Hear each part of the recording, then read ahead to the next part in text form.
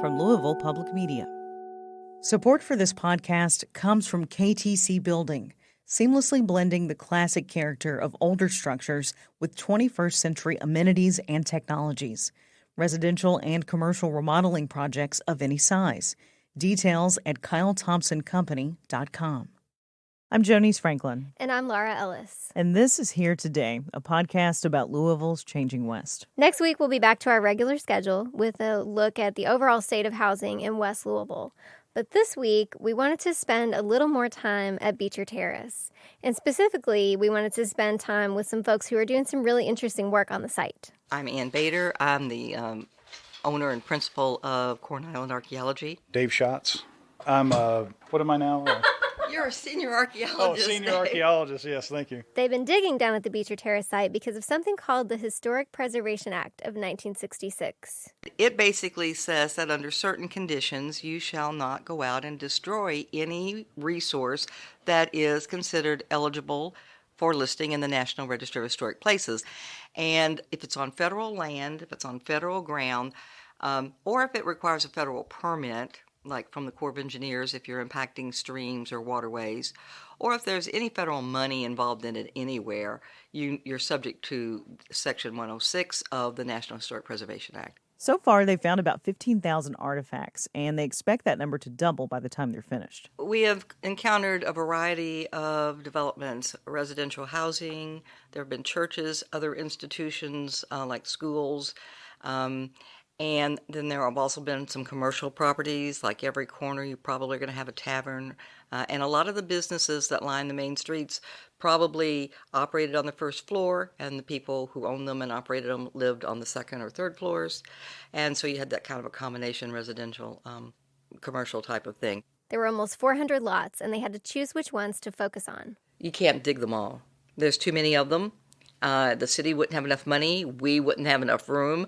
I mean, it would just take forever and take too much time. So we went through a very exhaustive process where we studied each individual lot, who lived there, at what years, and we'll find that some of the families changed a lot over time. Some of the families stayed there for much longer periods of time, and we actually tried to target those lots that there was a family living there for as long as possible, because that way we could feel confident that the artifacts that we recovered from that lot were associated with that family and they weren't from one of four families that we couldn't really identify.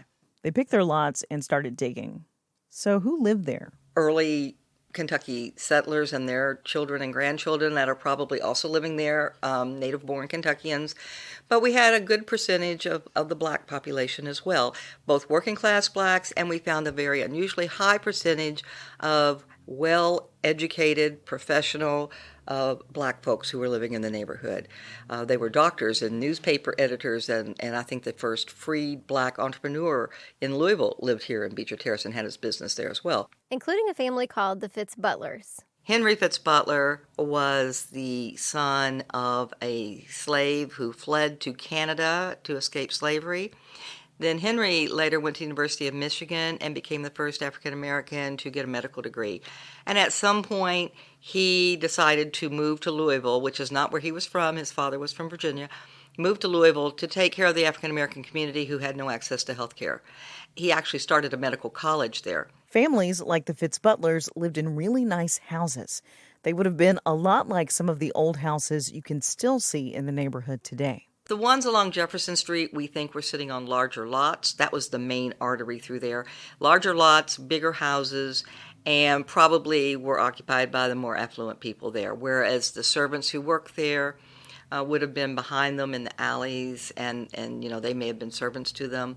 And they would have been, in smaller houses, maybe shotgun houses, but still they were respectable-looking houses. And the artifacts that we've been excavating show that these people had some disposable income at their, there were crystal chandeliers being found. The doorknobs were made out of porcelain and glass, and everything showed that they had enough money left over that they were going to be able to make their home as attractive and as comfortable as they could. So they weren't impoverished.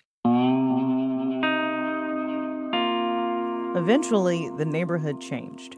Towards the end of the 1880s, into the 1890s, things started getting worse and went downhill. The tornado of 1890 came through and really demolished a lot of the houses in that neighborhood, and they just became very run down and weren't rebuilt. And then also in the early 1890s, the nationwide was in an economic decline, and so especially noted in the Panic of 1893, when everything was just bottoming out in terms of the economy. And so that neighborhood never really recovered from those two things. And throughout the teens and the 20s and the 30s, it just went downhill and became really a very rundown and impoverished place. In terms of the artifacts themselves, most of them were found in a somewhat surprising place. Or at least it was surprising to us. Anything that couldn't be burned, they would throw in the toilet. If there wasn't another use for it, they would toss it in the privy. Dave Schatz showed us some dishes they found in a privy in the area. These are all from the late 1800s. This plate would have once been like bright white, but having been in a privy, it's been soaking in water. See that crackle finish there? That's over time. The surface will start to get micro cracks in it. And then when it sits in a privy for 100 years, it starts absorbing moisture. Yeah. I wouldn't probably look too good if I was sitting in a privy for 100 years either. I worked with people for years that they would like to, you can identify some of the wear types by sticking it to your tongue. No. Yes. Can you show us? No. If you find it out laying around in a yard, around an old farmhouse, that's one thing. But when I started digging in privies, that stopped. They're using the things they found to piece together the stories of the people who called the Beecher Terrace site home. Long before Beecher Terrace was even a blueprint, the artifacts are all different sizes and levels of completeness. They found a child's chamber pot that looks like it could have been made yesterday. Perfect condition. You wonder if they dropped it when they were emptying it in there. And they can even learn things from animal bones. You can see the butcher marks on this one. It's been sliced, so sometimes things are broken up into little pieces, and they might have been stews or something like that, where they were trying to stretch the meat because they didn't have as much, so they'd make like soups and stuff. Speaking of bones, some of the earliest residents of the site are still there. Kind of. Beecher Terrace also includes Baxter Square. This is the first public burial ground in the city of Louisville, and it was started in 1783, and it was terminated in 1832. But a long time ago, people had thought that the cemetery had been totally relocated and moved and that there was no one there. But we have since found through our work that there are, in fact, still graves there. And so many of the early people, early pioneers, early settlers, are probably buried in there, although we don't have a full record of all the folks that were buried there. Baxter Square Park will still be green space when the new Beecher Terrace is built. Anne says she hopes they'll put up a memorial for the people who are buried there. As for the other Beecher Terrace artifacts, some will go to the Fraser History Museum, some will go to the University of Louisville. And some will end up pretty close to where they sat for the last 100 years or so. They'll be displayed in the community center in the new Beecher Terrace.